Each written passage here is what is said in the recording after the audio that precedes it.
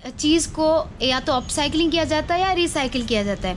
अब रिसाइकिल सब जगह पॉसिबल नहीं होता है, क्योंकि रिसाइकिल जो मोस्ट ऑफ होता है वो मशीनों के द्वारा किया जाता है और लार्ज स्केल पे किया जाता है। बट जो अपसाइकलिंग होता है वो ये होता है कि वो हम हमारे लेवल तक कर सकते हैं और जो प्रोडक्ट की जो क्वालिटी होती है उसको हाई लेवल तक कर सकते हैं और उसमें उसकी क्वालिटी में थोड़ा डिफरेंस ला के हम कुछ उसमें चेंजेस कर सकते हैं और उसको जो चीज़ होती है, जो नॉर्मल चीज़ होती है, उसको बहुत ज़्यादा अट्रैक्टिव कर सकते हैं। हेलो दोस्तों, मेरा नाम कोमल है और मैं उदयपुर से हूँ।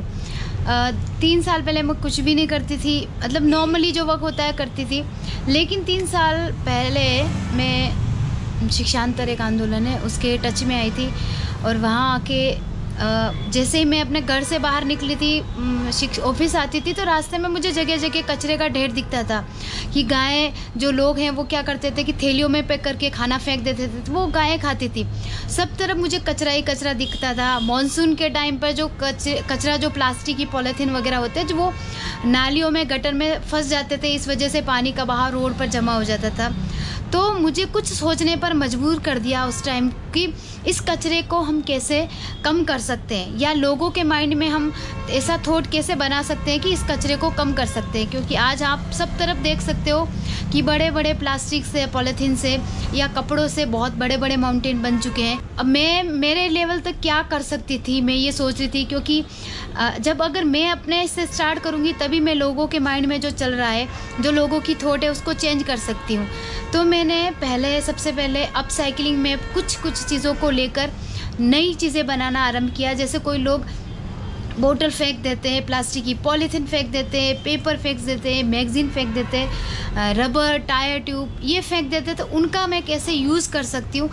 तो मैंने फर्स्ट में उनसे छोटी छोटी चीज़ें बनाना सीखा और लोगों को सिखाया, स्कूलों में जाके, कम्युनिटी में जाके सिखाया कि किस तरीके से उन चीज़ों से हम नई चीज़ें बना सकते हैं। मैंने कुछ प्रोडक्ट बनाए हैं, वो मैं आज आपको दिखाना चाहती हूँ ताकि आप लोग भी उसको ट्राई कर सकते हैं। तो फ्रेंड्स, मैं अब अपने प्रोडक्ट की लिस्ट आपको बता रही हूँ। जो आप लोग चिप्स खाते हो, कुरकुरे वगैरह खाते हो, उनका जो रेफर होता है वो हमारे एनवायरनमेंट के लिए बहुत ज़्यादा हार्मफुल होता है।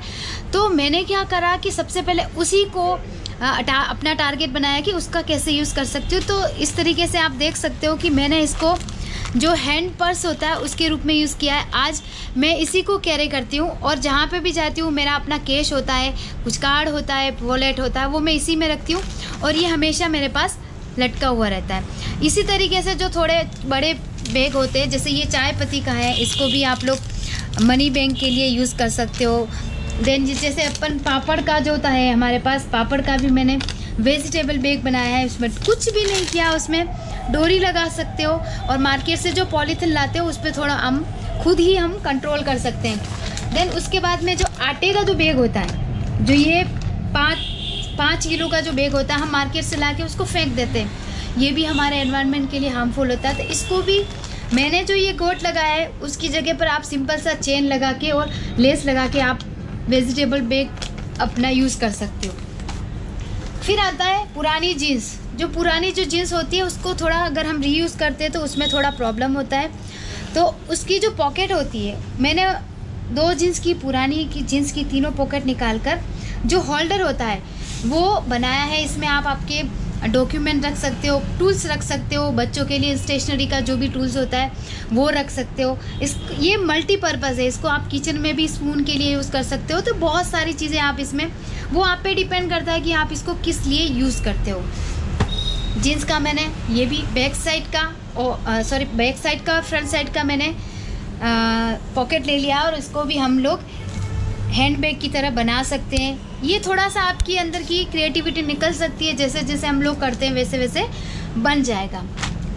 देन उसके बाद में जो प्लास्टिक का जो सिंगल यूज़ की जो प्लास्टिक पॉलीथीन होता है उसको भी मैंने क्या करा है, जो हमारे नॉर्मल जो लेडी होती है वो चोटी करती है, चोटी में जो नोट आता है उसी तरीके से मैंने 3 लेयर्स बनाकर जंपिंग रो जो होता है, जो हम मार्केट से लाते हैं, वो ने ला के इसको मैंने यूज़ किया है। आप भी ट्राई कर सकते हो।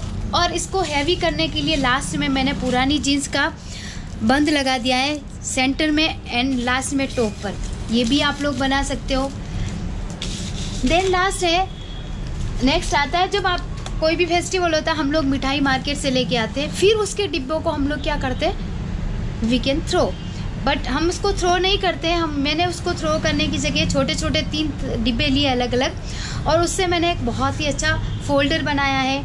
इसको मैंने फेविकोल से चिपकाया है, देन इसके ऊपर अच्छा सा इमोजी बनाया है। तो इसको आप फोल्डर के रूप में यूज़ कर सकते हो। आपकी टेबल पर यह बहुत ज़्यादा अट्रैक्टिव लगेगा। और अगर आपका बच्चा इस चीज़ में इंटरेस्टेड है तो आप उसको छोटी छोटी चीज़ें देख के उसके अंदर की क्रिएटिविटी आप ग्रो कर सकते हो।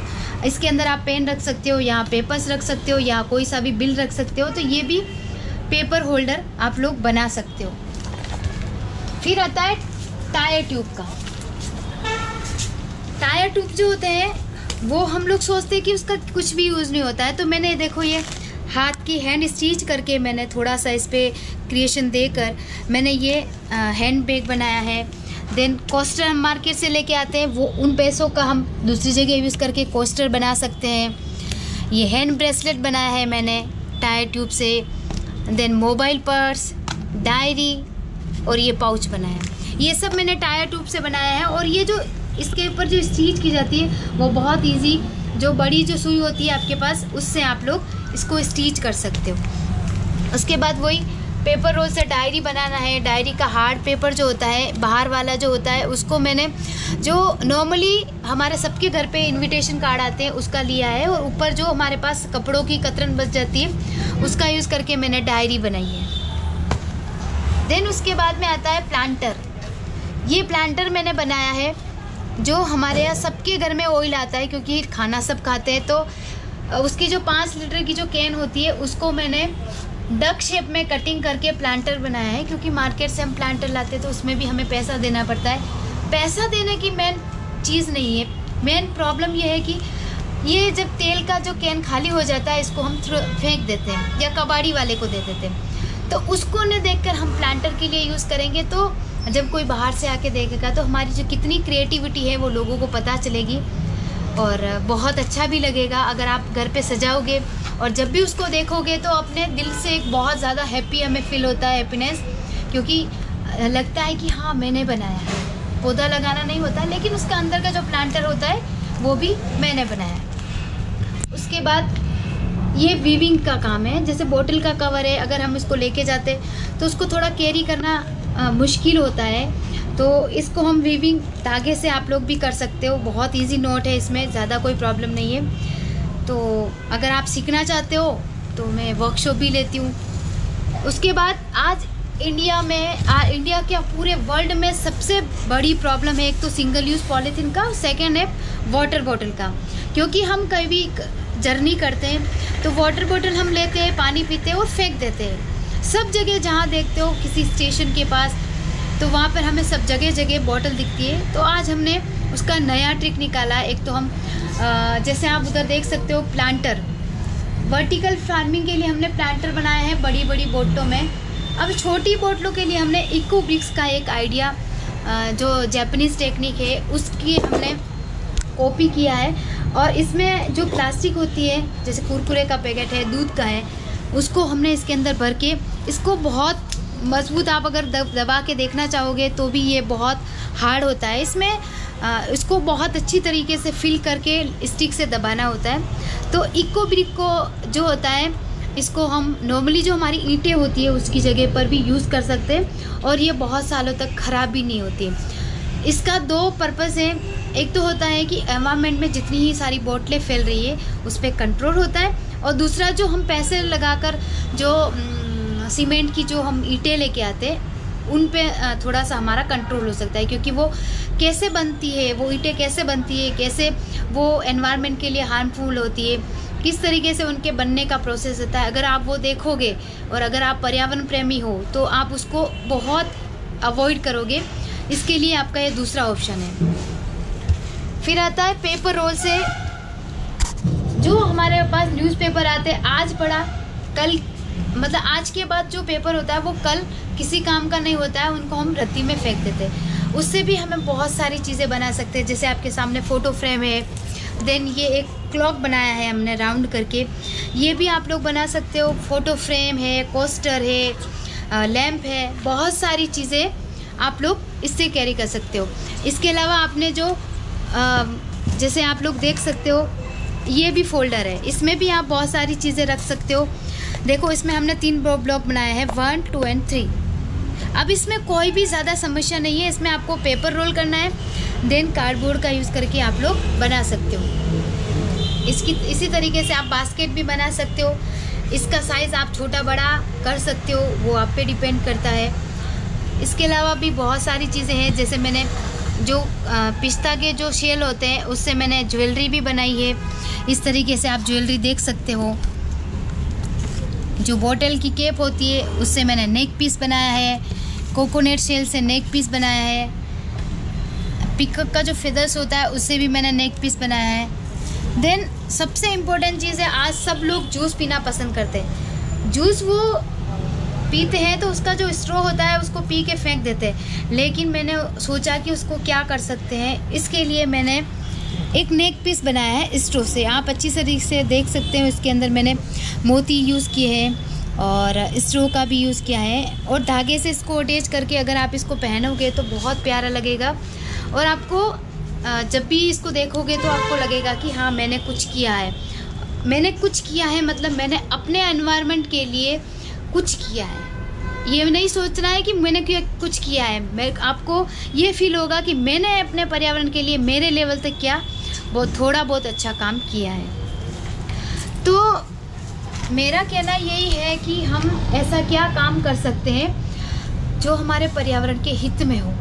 और बहुत सारी चीज़ें मैं बनाती हूँ, क्योंकि सबका एग्जीबिशन करना पॉसिबल नहीं है, तो मैं इन चीज़ों को सिखाने के लिए अलग अलग स्कूलों में जाती हूँ, कम्युनिटी में जाती हूँ।